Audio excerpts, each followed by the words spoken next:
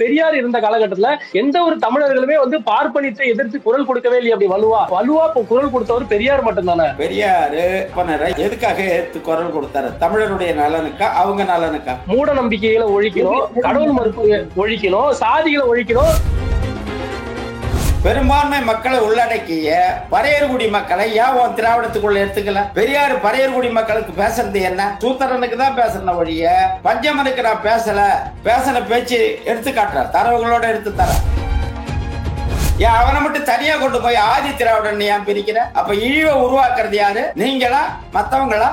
எங்க நீங்க சாதியை ஓச்சிருக்கீங்க? அனைத்து சாதியினரும் அர்ச்சகர் ஆகலாம்ன்ற தீர்மானம் போட்டு கொண்டாட்டி கூட தமிழ் பேசாத, வீட்டு வேலைக்காரி கூட நீ ஆங்கிலம் பேசு. வார்த்தை அதிகமா இருக்கு மகனே அப்படின்னு சொல்ற வார்த்தை அதுதான் இருக்கு. என்னென்ன வார்த்தை கெட்ட வார்த்தை இருக்குன்னு பட்டியல் போட சொல்லு. இந்த மாதிரி அந்த மாதிரி மகன்லாம் தமிழ்ல இல்ல, இவர் மனுநீதியில இருந்து நோண்டி புடுங்கி எடுத்தாந்து இங்க போடுறாரு. அதுல இருந்து மொழி சீர்திருத்தம் பண்றாருங்க ஐயா. அவரு எனக்கான இலக்கணம் இருக்கு, இலக்கியம் இருக்கு, என் பண்பாட்டு சார்ந்த மொழி இருக்கு. என் மொழியில என்ன இருக்குன்னு தான் சொல்லணும். நீ விபச்சாரத்தை சொல்லிடுறேன்னா ஈவராவே இளமை காலம் என்ன விபச்சார விடுதி வச்சு நடத்தினவரு. காலம் பூரா நான் விபச்சாரம் பண்ணிட்டு விபச்சாரம் பண்றது தப்புன்னு சொன்னா முதல்ல நான் ஒழுக்கம் இருக்கணும்ல. 12 வயசுல 18 வயசுல கல்யாணம் பண்ணி கொடுக்க கூடாது, பெண் விடுதலைன்னா தங்கச்சி மோளுக்கு 10 வயசுல கல்யாணம் பண்ணி வச்சு அது யார் பண்ணி வச்சது? நீ தானே பண்ணி வச்ச இல்லையா? மணியம்மையா திருமணம். பிறமொழியாளருங்கிறது மட்டும் இல்ல, ஓபி ராமசாமி ரெட்டியார் பிறமொழியாளர் தான், தமிழ்நாட்டை ஆண்ட முதலமைச்சர் தான். அவங்களை கடவுளை போட்டுறோமா நாங்க? நீங்க ஏன் பெரியாரை ஏத்துக்க மாட்டேன்றீங்க? சரி, இங்க என்ன மூட நம்பிக்கை இருந்ததுன்னு அதை சொல்லுங்க. பெண்கள் அடுப்பங்கரையில இருந்தது ஈவேரா வீட்டு பெண்கள், அவங்கதான் அடுப்பங்கரையில இருந்தாங்க. தமிழ்நாட்டுல இப்ப எங்க அம்மா பாட்டி முப்பாட்டில யாரும் அடுப்பங்கரையில இல்ல.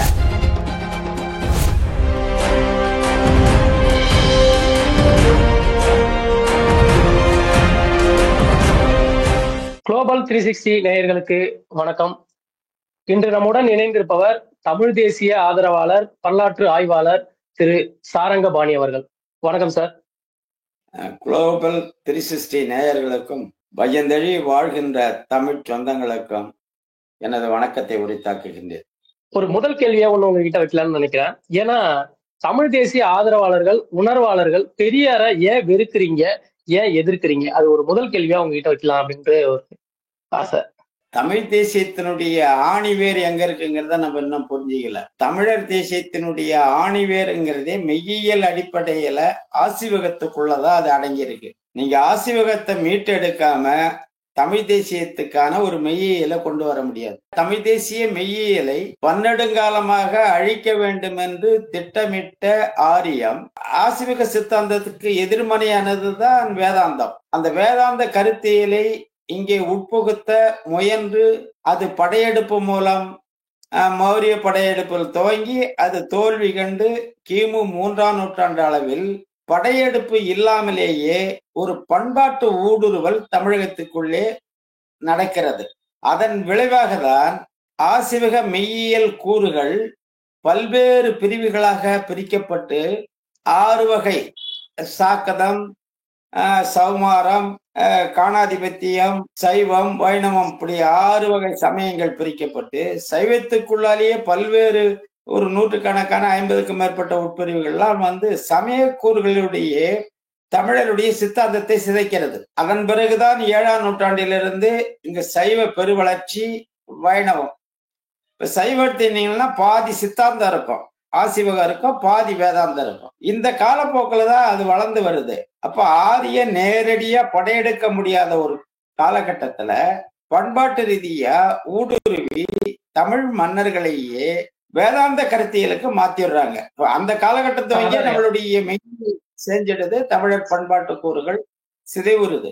நீங்க சொல்ற மாதிரி இப்போ ஆரியர்கள் தமிழர்களை வீழ்த்திட்டாங்க. அதாவது பார்ப்பனிய தமிழ் தேசியத்தை விழுங்கிடுச்சு, ஆனா நாங்க தான் மீட்டு எடுத்தோம், திராவிடத்தான் மீட்டு எடுத்தோம் அப்படின்னு சொல்றாங்க. அதை நீங்க எப்படி பாக்குறீங்க? அதுதான் சொல்ல வர. அந்த ஆரியம் பண்பாட்டு ரீதியில சேர்த்த போதிலும் தமிழருடைய பண்பாட்டு கூறுகள்ல ஆசிவகம் புகஞ்சு கிடக்கு. ஒவ்வொரு பண்டிகைக்குள்ளாலேயும் பண்பாட்டு கூறுகளுக்குள்ளாலேயே இப்ப பொங்கல், கார்த்திகை திருவிழா, தைப்பூசம், மாசி மகா, சித்ரா பௌர்ணமி, இப்படி பிறப்பு முதல் இறப்பு வரை உள்ள சடங்கு முறைகள், கல்யாணம், காதுகுத்தி, மஞ்சள் நீர், வளையக்காப்பு, இறப்பு, இறப்புக்கு பிறகு நினைவு நாள் கொடுக்கறது, கர்மகாரியம், ஆண்டாண்டு நினைவு நாள், இறை வழிபாடு, குலதெய்வ வழிபாடு, இதுக்குள்ளால ஆசிவ கூறுகள் நிறைய கொட்டி கிடக்கு.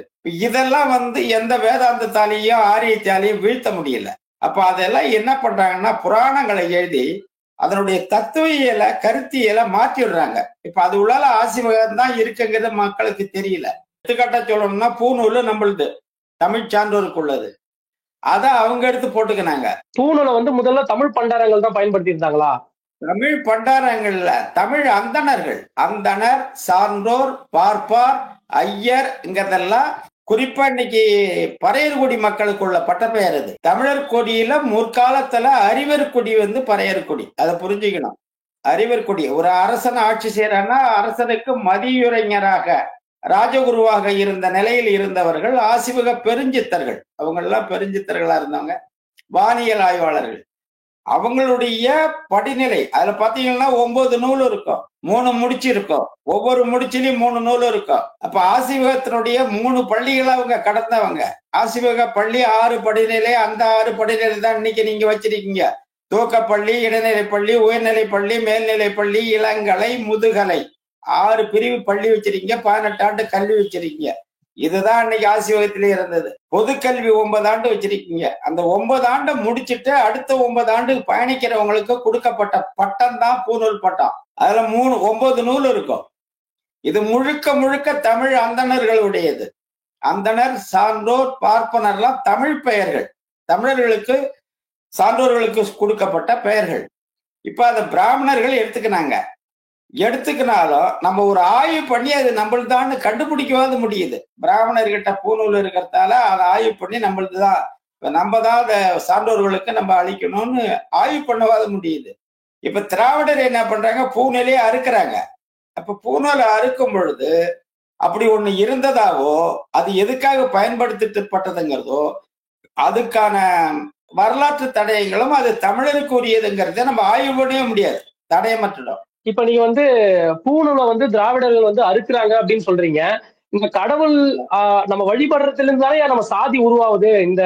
அதுல இருந்து அந்த சாதிய படிநிலைகள், இந்த மனு தர்மம் இது உருவாகுது. அதான் இப்போ கடவுள் மறுப்ப நம்ம அகற்றிட்டோம் அப்படின்னா அந்த சாதியை நம்மளால ஒழிச்சிட முடியும் அப்படின்றதுக்காக அவங்க அந்த பூநூட்கள்லாம் அறுக்குறாங்க. ஐயா, நம்ம கேக்குற இப்ப பெரியார் பொது வாழ்க்கைக்கு 100 ஆண்டு தாண்டிட்டுது.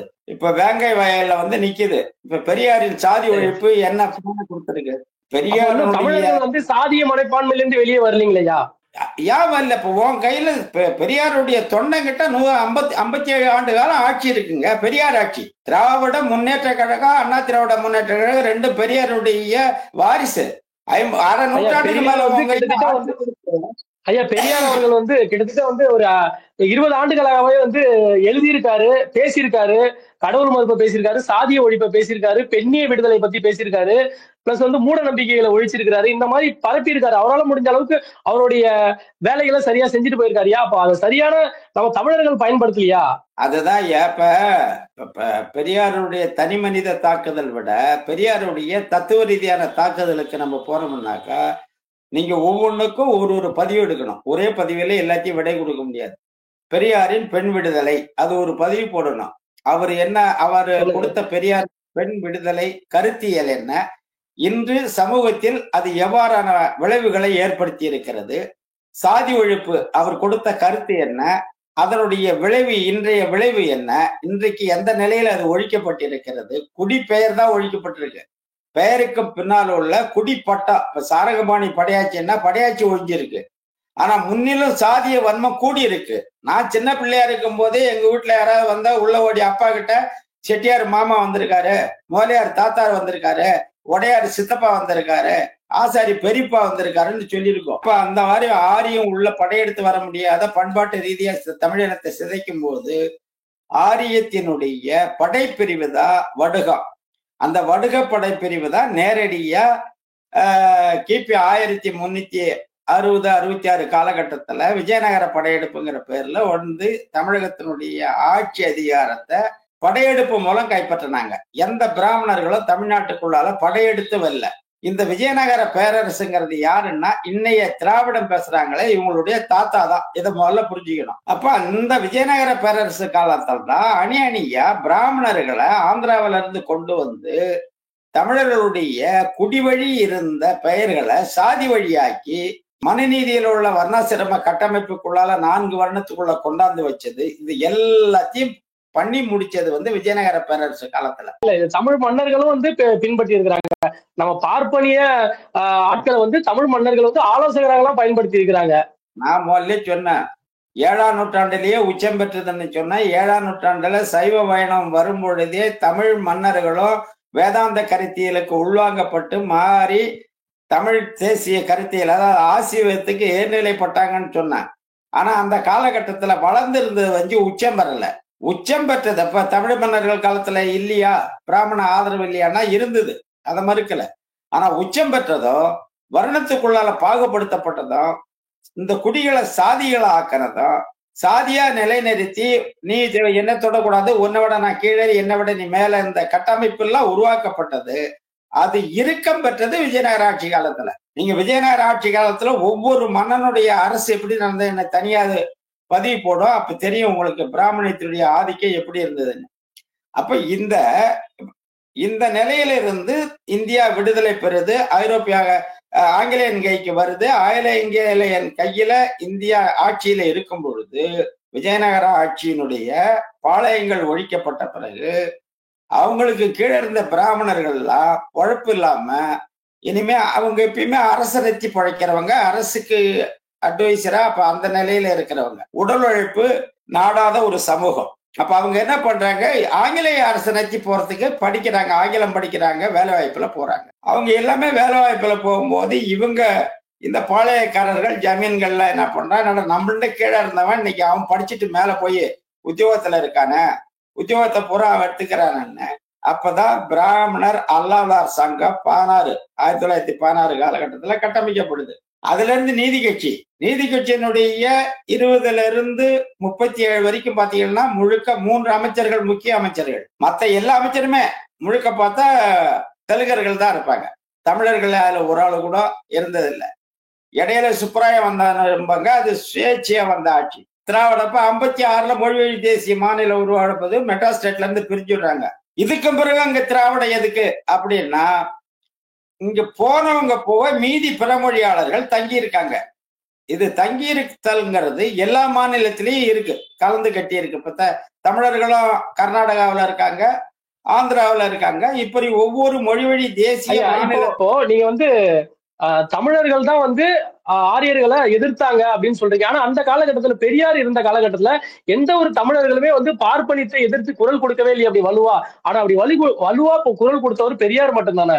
நான் என்ன கேட்கிறேன், பெரியாரு பார்ப்பனரை எதுக்காக எடுத்து குரல் கொடுத்தாரு? தமிழருடைய நலனுக்கா, அவங்க நலனுக்கா? மூட நம்பிக்கைகளை ஒழிக்கணும், கடவுள் மறுப்பு ஒழிக்கணும், சாதிகளை ஒழிக்கணும், வர்ணாசிரம கோட்பாடை ஒழிக்கணும் அப்படின்னு சொல்லிட்டு அன்னைக்கு பார்ப்பன எதிர்ப்புல தீவிரமா இருந்தாருங்க ஐயா. தமிழ்நாட்டுல வர்ணாசிரமத்தை கொண்டு வந்தது யாரு? வர்ணாசிரமத்தை கொண்டு வந்து பிராமணர்கள் கொண்டு வந்தாங்க. பிராமணர்கள் எந்த ஆட்சி காலம் ஐயா? அது தமிழ் மன்னர்கள்ல இருந்து நம்ம ஆங்கிலேயர்களுக்கு முன்னாடியில இருந்தே அவங்க வந்துட்டாங்க ஐயா இந்தியாக்குள்ள. ஆங்கிலேயர்களுக்கு முன்னாடி தாங்க, ஆங்கிலேயர்களுக்கு முன்னாடி இருந்தது விஜயநகர அரசு. அதுக்கு முன்னாடி நம்ம தமிழ் அரசு தமிழ் மன்னர்களுக்கு முன்னாடியே இருந்திருக்காங்க ஐயா. விஜயநகர மன்னர்களுக்கு முன்னாடி சேர சோழ பாண்டியர், அதுக்கு முன்னாடி பாண்டியர் காலத்துல சைவ வைணவம் இருந்தது, வர்ணம் இல்லையே, வர்ணம் கிடையாது, 4 வர்ணம் கிடையாது. அன்னைக்கு கௌமாரம் காணாதிபத்தியம்னு சமயங்கள் பல சமயங்களா ஆசிவகம் பிரிக்கப்பட்டு இருந்தது. ஆனா அன்னைக்கு வர்ணம் கிடையாது. எனவே பெரியாருக்கு பின்னாடி வந்தவன் தான். இப்ப அந்த அந்த குடிப்பட்டத்தை நீக்கிட்டீங்க, தமிழ்நாட்டுல சாதிய வச்சிட்டீங்களா? ஐயா நீங்க சொல்ற மாதிரி குடிப்பெயரை நம்ம பின்னாடி போட்டுக்கிட்டோம்னா அப்ப இன்னும் வர தலைமுறைகளுக்கு அது வந்து வேறு ஊன்றி இன்னும் தண்ணி ஊத்துற மாதிரி தானே, அதை வளர்க்கிற மாதிரி தானே, அதை வந்து ஓரளவுக்கு முடிக்கிற மாதிரி மறுக்கிற மாதிரி எதுவும் இல்ல, திரும்பவும் அதை வளர்த்து விடுற மாதிரி தானே இருக்குது நமக்கு. திமுக தூக்கி பிடிக்கிற காமாட்சி நாயுடு பின்னாடி போடுற நாயுடு அது என்ன பட்டம்? ஏங்க எங்களுக்கு அறிவுரை பண்ற சொல்றீங்க. திமுகவுடைய ஊடக ஊதுகுழலா இருக்காரு காமாட்சி நாயுடு, நாயுடு சங்க தலைவர், பேருக்கு பின்னாடி காமாட்சி நாயுடு. ஏன் அதை எடுக்க முடியல?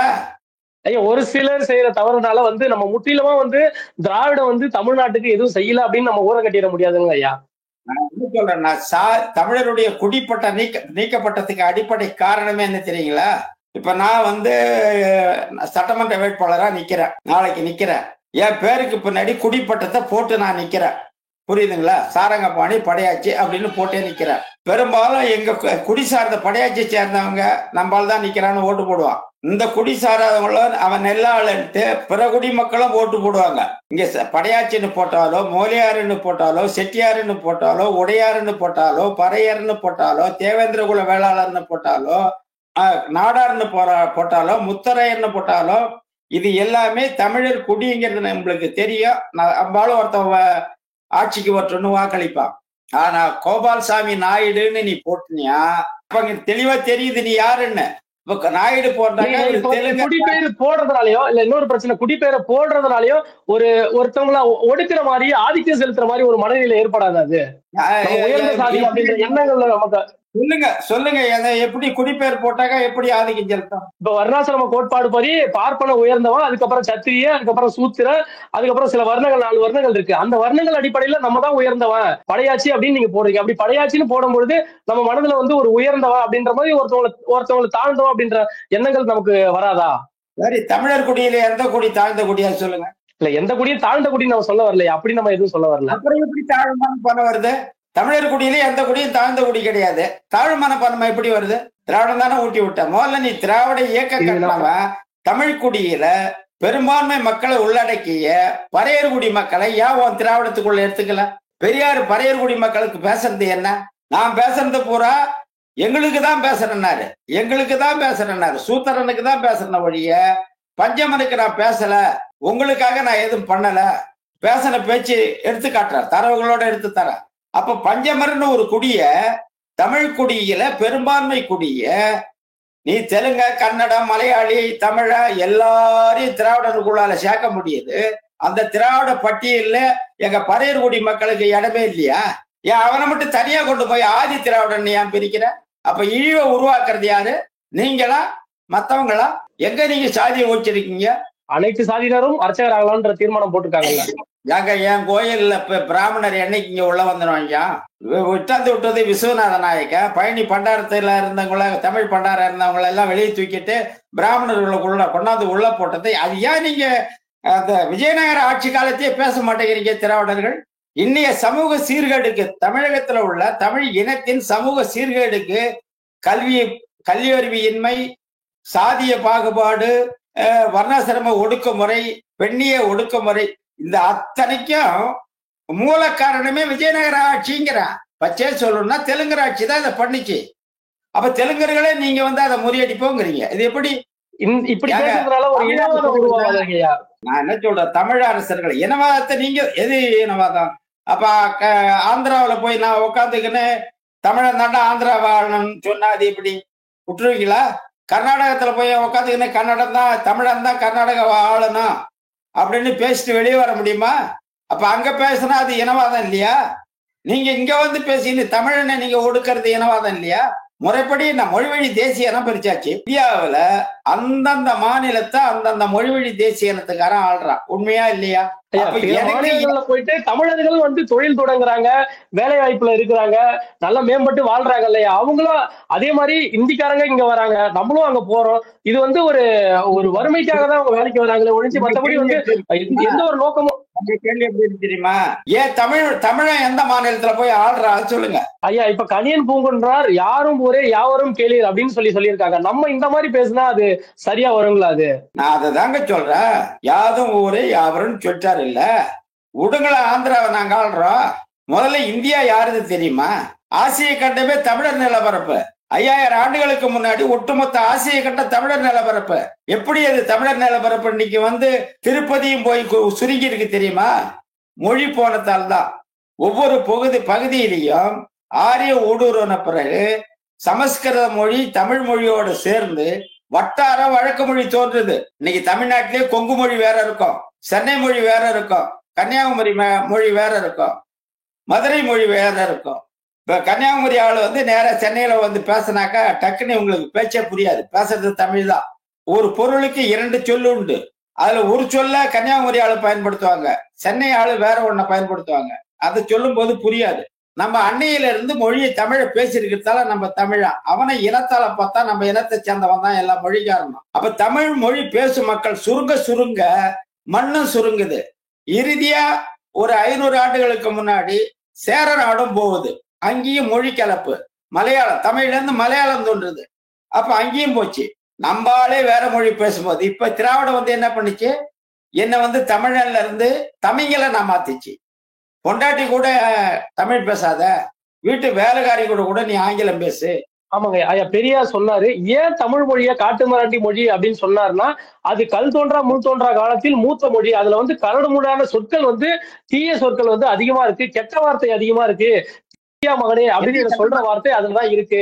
தமிழ்ல கெட்ட வார்த்தை அதிகமா இருக்கு. என்னென்ன வார்த்தை கெட்ட வார்த்தை இருக்குன்னு பட்டியல் போட சொல்லு.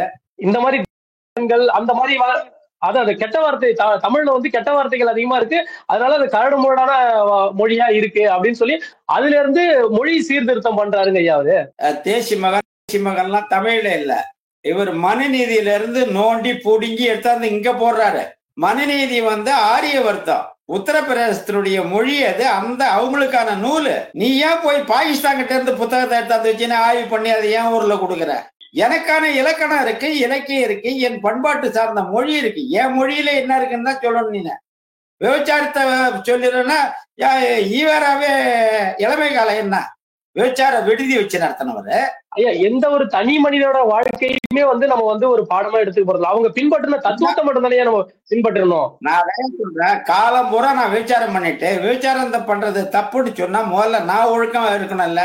12 வயசுல 18 வயசுல கல்யாணம் பண்ணி கொடுக்க கூடாது, பெண் விடுதலைன்னா தங்கச்சி மோளுக்கு 10 வயசுல கல்யாணம் பண்ணி வச்சு, அது யார் பண்ணி வச்சது? நீ தானே பண்ணி வச்ச. இல்லையா மணியம்மையா ஒரு திருமணம் பண்ணும்போது சொல்லுங்க, பேசி முடியலாம். 13 வயசுல பையனுக்கு கட்டி வச்சா அவன் செத்து போறான்னு வேற ஒரு கல்யாணம் பண்ணி வச்ச. நீ கல்யாணம் பண்ணும் போதே 19 வயசு, நீ கல்யாணம் பண்ண பொண்ணு 12 13 வயசு. மணியம்மைக்கு ஒரு திருமணம் செய்யும் போது 21 வயசுயா நாகம்மை கல்யாணம். அப்ப இப்ப 40 வயசுக்கு மேலதான் கல்யாணம் பண்ணணும், 20 வயசுக்கு மேல கல்யாணம் பண்ணணும்னா உங்களுடைய வாழ்க்கை உங்களுடைய கருத்தியலுக்கு முரணானது. நீங்க வாழ்ந்தது ஒரு கருத்தியலை பேசணும்னாக்கா முதல்ல நான் அந்த தப்பை பண்ணாமனா இருக்கணும். ஆனால் இந்த தப்பை செய்யாத விபச்சாரி வீட்டுக்கெல்லாம் போவாதீங்கன்னு சொன்னா நான் போவாதனா இருக்கணும். நான் ஊரு பூரா சுத்திட்டு இப்ப மத்தவனை பார்த்து போவாதன்னா அது என்ன காரணம்? பொருள் புரியல. நம்ம தனி மனித வாழ்க்கையை நம்ம விமர்சிக்க விரும்பல, அது வேற. தத்துவத்துக்குள்ளால்தான் வரும். நீ 40 வயசுல 20 வயசுக்கு மேலதான் கல்யாணம் பண்ணணும்னு சொல்றேன்னா நீ அப்படி செஞ்சியான்னு கேக்குற. அந்த தத்துவம் சரி. இப்ப நம்ம என்ன சொல்றோம், ஈவேரா சொன்னதெல்லாம் அத்தனையுமே ஏற்றுக்க கூடியது இல்லைன்னு சொல்லல. நிறைய எல்லாம் நம்ம ஏற்றுக்கூடியது சொல்லிருக்காரு. சில இடத்துல சொல்றாரு பிரச்சனை அவர் பிறமொழியாளர், அதனாலதான் நாங்க ஏத்துக்க மாட்டேன்றோம் அப்படின்ற முரண்பாட்டுக்கு நீங்க வரீங்க ஐயா. பிறமொழியாளருங்கிறது மட்டும் இல்ல, பிறமொழியாளர் எப்ப ஓபி ராமசாமி ரெட்டியார் பிறமொழியாளர் தான், தமிழ்நாட்டை ஆண்ட முதலமைச்சர் தான். அவங்கள கடவுளை போட்டுறோமா நாங்க? நீங்க ஏன் பெரியாரை ஏத்துக்க மாட்டேன்றீங்க, ஏன் விமர்சிக்கிறீங்க? அவர் வாழ்நாள் முழுக்க தமிழ் மண்ணுக்கும் மக்களுக்கும் வாய்ச்சவர். இறுதியில அவர் சொத்தை கூட வித்து எல்லாத்தையும் தமிழ்நாட்டு மக்களுக்கு வடலூர்ல பள்ளிக்கூடம் வச்சு 10 பசங்களுக்கு சொல்லி கொடுத்து போனவர். நீ என்ன பண்ண தெரியுமா? இன்னைக்கு ஈரோட்ல கொண்டாடுறாங்களே, ஈரோடு அவர் மண்ணுங்கிறார. சின்ன பிள்ளையா இருக்கும் பொழுது கல்யாணத்துக்கு பிறகு பழைய தொடர்வண்டி நிலையத்தை ஒட்டி இவருக்கு ஒரு இடம் இருந்தது. தொடர்வண்டிய ரயில்வே ஸ்டேஷன் விரிவாக்கத்துக்காக அந்த தோட்டத்தை எடுக்கிற மாதிரி செய்தி அடிப்படுது. அப்ப மத்திய அரசு எடுக்கும் போது தடுக்க முடியாது. அப்ப அந்த இடத்துல ஏற்கனவே அவங்க அப்பா ஒரு சத்திரம் கட்டி வச்சிருக்காரு. இவரு அவங்க அப்பாவே ஒரு பிள்ளையார் கோயில் வச்சிருக்காரு. இருந்தாலும் இதையும் தாண்டி எடுத்துருவாங்கிற வாய்ப்பு இருக்கும்போது சட்டத்துல ஒரு சிக்கல் இருக்கு. சமாதி இருந்தா எடுக்க முடியாது அந்த இடத்த. இதை எப்படி தெரிஞ்சீங்கன்னு, இவங்க அப்பா உயிரோட இருக்கும் பொழுது சமாதி கட்டின ஆளு. அவங்க வைணவ குடும்பம். வைணவ குடும்பத்துல செத்தா புதைக்க கூடாது, கொளுத்தணும். இப்ப கிருஷ்ணசாமிக்கும் இவங்க அண்ணன் கிருஷ்ணசாமிக்கும் ராமசாமிக்கும் பிரச்சனை வருது. அப்பாவை கொளுத்தணும் முடிஞ்சு புதைக்க கூடாதுன்னு அவர் தகராறு பண்றாரு. நம்ம வைணவ பரம்பரை, ராமம் போடுறவங்க, நம்ம கொளுத்தணுங்கிறாரு. இவர் என்ன சொல்றாரு, இல்ல இல்ல தீட்சை வாங்கினா புதைக்கலாம்னு யாரோ சொல்றாங்க. அவரு காயலா கிடக்காரு, நாளைக்கு அன்னைக்கு சாவு கிடக்குறவர். அப்பா வெங்கடராயன் போய் தீட்சை வாங்கி செத்த பிறகு கொண்டாந்து அந்த சமாதியில போச்சு. ரயில்வே துறை அந்த அந்த இடத்தை எடுக்க முடியாம தக்க வச்சவரு. அவர் என்ன சமுதாயத்துக்கு கொடுத்தவரு. இங்க அப்படியே கடலூருக்கு வாங்க, ராமசாமி படையாச்சி அவர் சமகாலத்துல கடலூர் மருத்துவமனை, பேருந்து நிலையம், ஐடி இது எல்லாமே அவர் சொந்த நிலத்தை சும்மா கொடுத்தது. ஜம்புலிங்க முதலியாரு 500 ஏக்கர் நெய்வேலிக்கு எடுத்து கொடுத்தாரு. கந்தசாமி கண்டரு 1000 காணி ஆள வந்தாரு. 1000 காணி இன்னைக்கு மெட்ராஸ் சிட்டி உள்ள இருக்கு. அதுல ஒரு இடத்துல தான் கருணாநிதிக்கு அரங்க கட்டணும்னு சொல்லின்னு இருக்காங்க.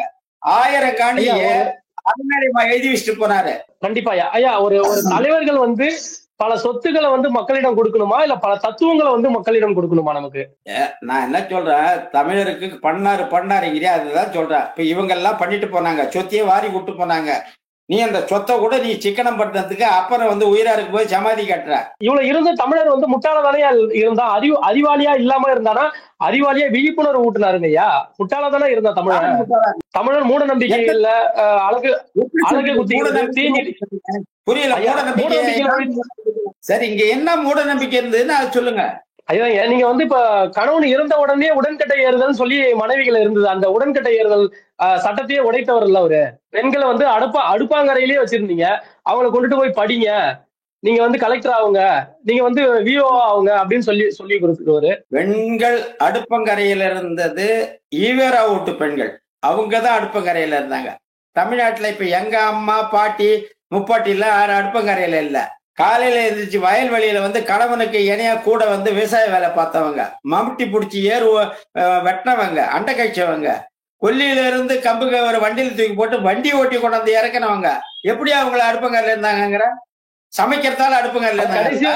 கடைசி வரைக்கும் யாருமே வந்து தமிழர்கள் வந்து பெண்களை வந்து படிக்க வைக்கல. நம்ம படிக்க வைக்கல, வேலை வாங்கி கொடுக்கல, அவங்கள வந்து ஒரு சுதந்திரமா நம்ம வந்து வெளியில விடல. எதுவுமே எந்த இடத்துலயும் வெளியே விடல. அப்படிதான் வச்சிருந்தோம். பெண்கள் படிக்கலன்னு சொல்றதை விட ஆண்களே படிக்கல. எங்க முப்பாட்டனுக்கு 400 ஏக்கர் நிலம் இருந்தது, கையெழுத்து போட தெரியாது, ரேகதான் ஓட்டலாம். ஆண்களே படிக்கல.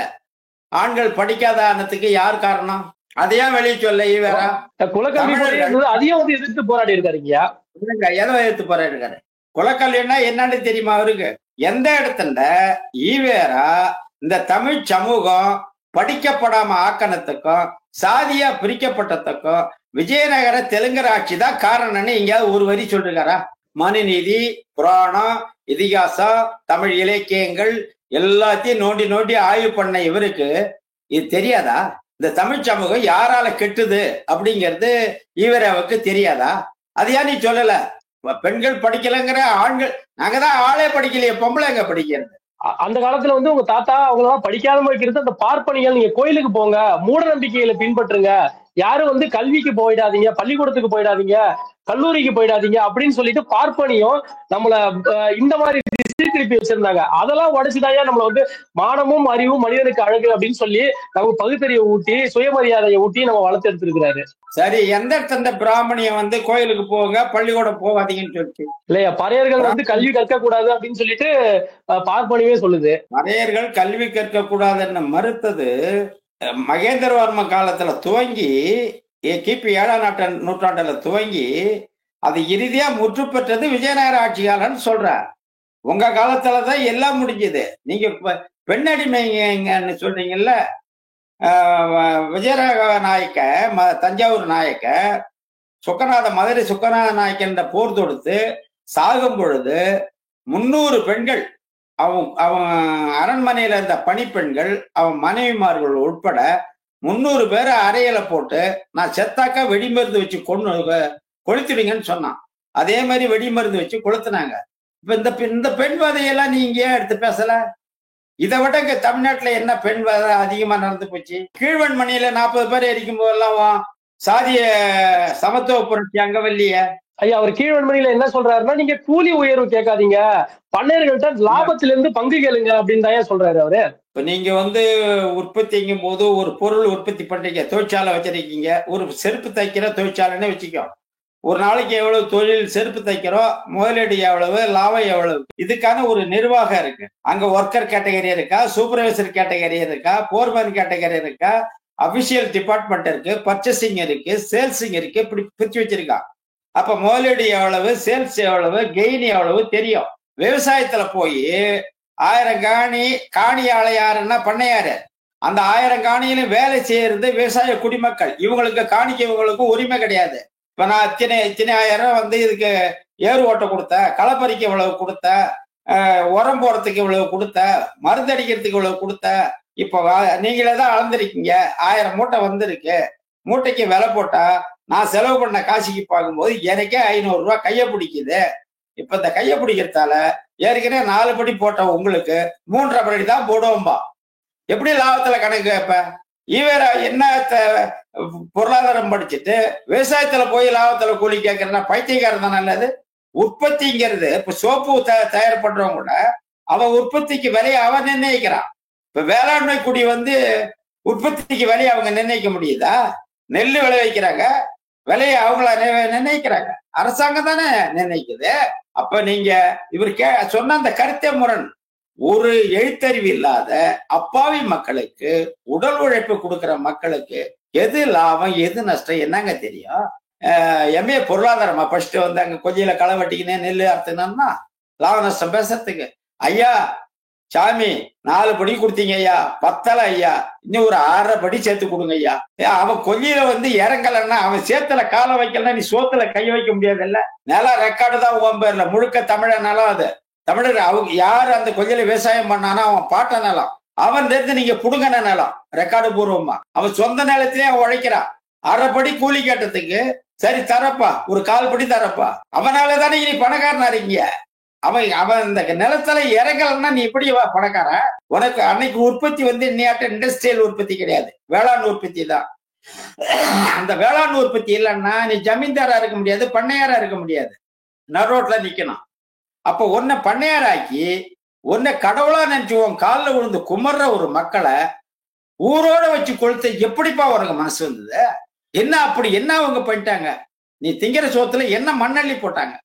இன்னைக்கு அந்த மாதிரி ஒரு நிலை இருந்ததுன்னா தமிழ்நாடு எவ்வளவு புரட்சியா மாறி இருந்ததுமா? எத்தனை 1000 பேர் திருப்பி கொல்லப்பட்டிருப்பாங்க தெரியுமா? இன்னைக்கு நாய்க்கம் ஊருக்கு பறையர்குடி மக்களை, பல்லர்குடி மக்களை 40 பேர் 50 பேர் இன்னைக்கு ஒரு தெலுங்க தமிழ்நாட்டுல கொளுத்திட்டான்னா அந்த குடிமக்கள் மட்டும் இல்ல, ஒட்டுமொத்த தமிழ் குடி இன்னைக்கு களத்துல இறங்கி எதிர்வினையாற்றதை புறப்பட்டிருக்கோம்.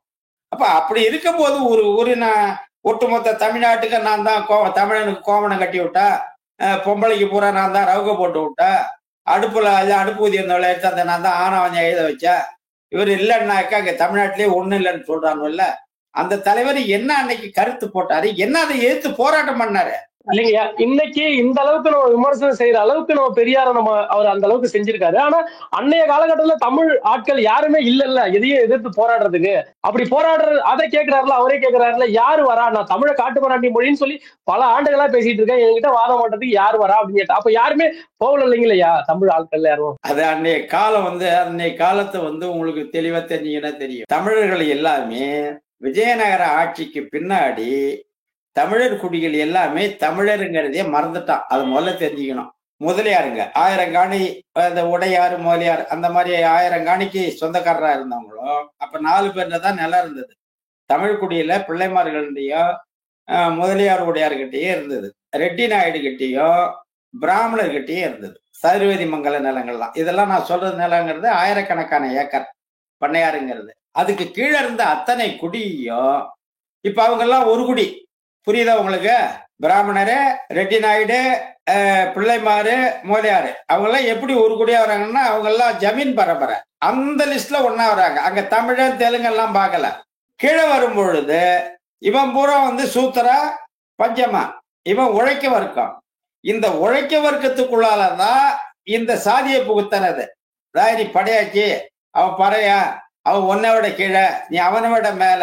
ஏன்னா இவனோ அடிக்கிற கொட்டத்துக்கு இந்த கீழே இருக்கிற குடியெல்லாம் ஒண்ணு சேர்ந்துட்டுனாக்கா எதிர்புரட்சி உருவாயிடுங்கிறதுக்காக மேல இருந்த குடி சாதியா பார்த்து பிரிஞ்சு நிக்கல, ஒன்னா நின்றுது. இன்னைக்கு திமுக ஆட்சியில யாரையாவது ஏத்து பேசிட்டு ஒண்ணு இல்ல. விழுப்புரத்துல என்ன நடந்தது?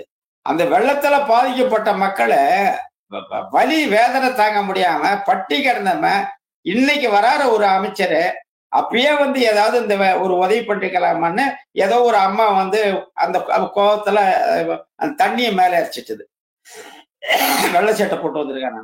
அப்படியே அமுக்கி விட்டுட்டு 2 மாசம் சென்று ஊடா தேடி தேடி பிடிச்சி அடிச்சு கைது பண்றீங்கல்ல. இப்ப இந்த மாதிரி ஒரு அரசு அடக்குமுறை இருக்கும்போது சமூகத்துல யாருங்க பேச முடியா? ஈவேரா பேசுறாருன்னா அவருக்கு அடிப்படை காரணம் நீங்க அதுதான் அவருடைய ஈவேராவுடைய சாமி சிதம்பரனார் எழுதிய தமிழர் தலைவர்ங்கிற புத்தகத்துல அவருடைய இளமை கால வரலாறு இருக்கு. அந்த வரலாறை படிச்சீங்கன்னா உங்களுக்கு தெரியும், அவர் அந்த காலகட்டத்துல ஈரோடுல எவ்வளவு நிர்வாகத்துறை பொறுப்புல இருந்தாரு, எவ்வளவு வெள்ளக்கார துறையில இவங்களுக்கு நண்பனா இருந்தாங்க, எத்தனை பண்ணையார்கள் ஜமீன்கள் இவருக்கு பாய் ஃப்ரெண்டா இருந்தாங்க. அவரே சொல்றாரு, நான் ஊத்தி கொடுத்து சோடா கலந்து ஊத்தி கொடுத்தேன், அதை குடிச்சிட்டு ஏன் மூஞ்சிலேயே வாந்தி எடுத்தா யாரு? சப்கலெக்டர், ஆங்கிலேய சப்கலெக்டர் கலெக்டர்லாம் இவர் வீட்டுல சரக்கு அடிக்கிற அளவுக்கு இருந்தானுங்க. பெரியார் அதாவது ஈவேராவை எதிர்த்து நீ ஒரு குரல் கொடுக்கவோ சண்டைக்கோ நீ போனாக்க இந்த ஆளுவர்க்கெல்லாம் அவர் ஒரு போர் அடிச்சு சொன்னாருன்னா போதும், ஒன்னு தூக்கி உள்ள வச்சிடும். அவர் எதிர்த்துல நீ எதுவும் குரலுக்கே கொடுக்க முடியாது. நான் இத்தனை ஆண்டு காலமா 30 ஆண்டு காலமா தமிழை திட்டிதான் வர, ஒரு பயம் ஏத்து நிக்க முடியலையான்னா காரணம் இதான், தேவையான பொருளாதாரம் இருந்தது. எதையும் அதாவது அவர் அரசியல் கட்சியில நிக்கல, வாக்கு வேணுமேங்கிற பயம் இல்ல, எதை வேணாலும் எடுத்தெறிஞ்சு அவர் மனசுல பட்டதை பேசுறதுக்கான தைரியம் துணிச்சல அவர் இருந்தது. அவரை ஏத்தி அவனை பண்ணா அதை திரும்பி முறியடிக்கிறதுக்கு அரசியல் செல்வாக்கு அவர்கிட்ட இருந்தது. இதனால இவர் எல்லாம் பண்ண முடிஞ்சது. இவருடைய எல்லா சீர்திருத்தமும் ஒண்ணு ராஜாஜியை மையப்படுத்தி இருக்கும், யாரா ஒருத்தர் எதிரின்னா அவனை மையப்படுத்திதான் அவருடைய கருத்து இருக்கும். சில கருத்துகள் ஈவேரா சொன்னது இன்னமும் கல்லுல வெட்டின மாதிரி உறுதியா இருக்கு. ஒரு சில கருத்து ஏற்றக்கூடியதா இருக்கு. சில சமயத்துல அவர் சொல்றாரு, அந்த 49க்கு பிறகு கண்ணீர் துளிகள் பிரிந்த பிறகு சொல்றாரு, இவனோ அரசியலுக்கு இறங்குறவனோ நாட்டை கொள்ளையடிக்கிறதுக்காக அரசியல்ல இறங்குறா, ஓட்டு வாங்கறதுக்காக எதை வேணாலும் செய்வா, எந்த எல்லைக்கு போவானுங்க, பொண்டாட்டியை தவிர மத்த எல்லாத்தையுமே கொடுக்கறதுக்கு தயாரா இருப்பா, ஒரு கட்டம் வந்தா அதை கூட செய்வா, இவருக்கு வேண்டியது பதவி. இப்ப இந்த வார்த்தை பெரியார் வார்த்தை நாங்க அப்படியே ஏத்துக்கிறோம். ஒரு சில வார்த்தைகள் அவர் சொன்னது சரின்னு சொன்னல, இதெல்லாம் தீர்க்க தரிசனமா சொன்னது. அதுதான் நீங்க அந்த அரசு தான், அந்த திராவிட மாடல்னு சொல்றவன் போற அப்ப இதைதான் பண்ணியிருக்கான். ஈவேரா சொன்ன இதைதான் பண்ணியிருக்கான், ஓட்டு வாங்கறதுக்கு எதை வேணாலும் செய்வான். அப்படி அதிகாரத்துக்கு என்ன பண்ற, இன்னைக்கு எத்தனை மலை இருக்கு தமிழ்நாட்டுல, ஒரு நாளைக்கு 1,00,000 மெட்ரிக் டன்னு கர்நாடகாவுக்கு போகுது எம்சண்ட். யாருக்காவது தெரியுமா? இது சார்ந்து யாராவது நீங்க இந்த மாதிரி ஊடகத்துல பேட்டி காண முடியுமா? இல்ல நீங்க உங்க கேமராவை எடுத்துக்கின்னு அந்த கல்குவாரி பக்கம் போயிட்டு உயிரா திரும்பி வரவங்களால முடியுமா? இது ஒழுங்கு நடவடிக்கை எடுத்த எத்தனை அதிகாரி கொலை செய்யப்பட்டிருக்காங்க. ஐயா முதலமைச்சர் என்ன சொல்றாங்கன்னா முதலமைச்சர் என்ன சொல்றாங்கன்னா, இது பாதுகாப்பான அரசா இருக்கு, மக்களுக்கான அரசா இருக்கு, எல்லோருக்குமான அரசா இருக்கு, அதனாலதான் இது சமூக நீதி ஆட்சி அப்படின்னு சொல்றோம் அப்படின்னு சொல்றாரு. நீங்க பாதுகாப்பு இல்ல அப்படின்றீங்க. இந்த கொலை எல்லாம் பாதுகாப்பான அரசியல் தான் நடக்குது. நடு ரோட்ல போறவன வெட்டி கொள்றது. இப்ப நேற்று இதுல பாத்தீங்கன்னா பெரம்பலூர்ல காவல்துறை கூட எட்டுக்குன்னு வராங்க. அப்ப ஒரு பறையர்குடியை சேர்ந்த பிள்ளை இன்னொருத்தன் வரா, போலீஸ்கார பக்கத்துல இருக்கும்போது கைத்தாடுத்துட்டு போறான். அங்க மதுரையில தமிழர் குடி தானே, தமிழர் குடியிலேயே மூத்த குடி இல்லையா, நாங்க தொன்மையான குடி இல்லையா பறையர்குடி, உங்க வீரத்தை காட்டும் போது உங்க வீட்டுல மத்த குடியில இருந்து ஒரு காளையை கொண்டாந்து விடும் போது என் வீட்டுல ஒரு காளையை விடுன்ட்டு ஒரு பிள்ளை போட்டு போறான். அந்த காளையை அனுமதிக்காத மட்டும் இல்லாம அடிச்சு விரட்டுறீங்க. யார் ஆட்சியில? இந்த பெரியாருடைய வாரிசு ஆட்சியில. சாதியை ஒழிச்சிட்டோம், சமதர்மத்தை கொண்டாந்துட்டோம், பெண் விடுதலையை கொண்டாந்துட்டோம், மூட நம்பிக்கையை ஒழிச்சிட்டோம். மூட நம்பிக்கை ஒழிச்சிட்டீங்கல்ல.